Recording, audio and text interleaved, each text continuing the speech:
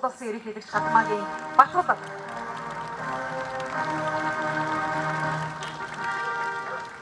За баярлалаа ингээд өнөөдөр их сайхан өдөр байна, баяртай байна.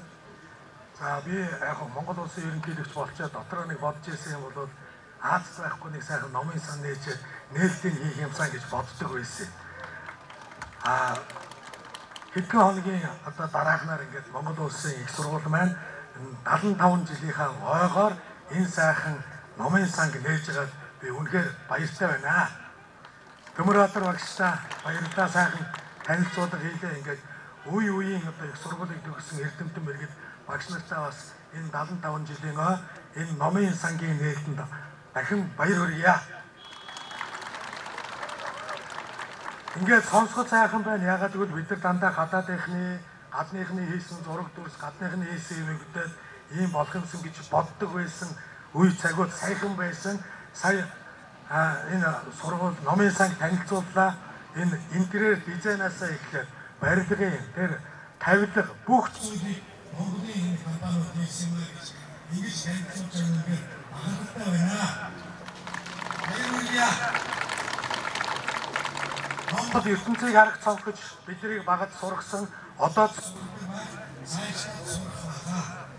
42 он дэлхийн 2-р дайны тэр хүнд үед 100 гаруй номтой нэгдэж байсан номын сан өнөөдөр 400 гаруй мянган номтой ийм том номын стандартаар нэгж бид баярлаж багахгүй байгаа аргагүй юм аа.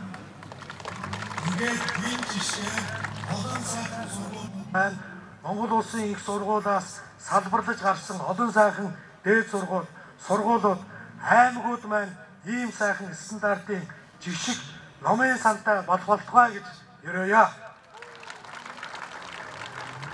Мэдээж цааш хийх юмнууд олон байгаа. Та ялангуяа менежментийн асуудалтай зарим одоо салбар номын сангууд нь бол 24 цагаар ажиллана гэж байна.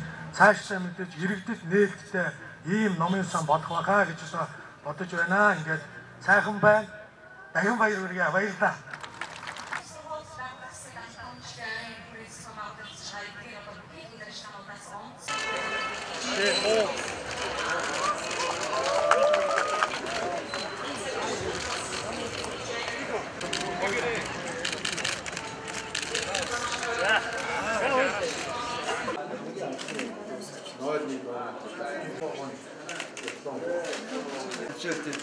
Хоёр хожигнуудаа шавнад хатгацааны намуудад багш ширэмчин 35-ны 10 сарын 2 гэдэг чинь 45-ны 12 сарын 20 кил бичих удирдах нүүд 8-уудын дотор бичиг үсгийн боловсролоор тэргүүн манай Монгол улсаар маа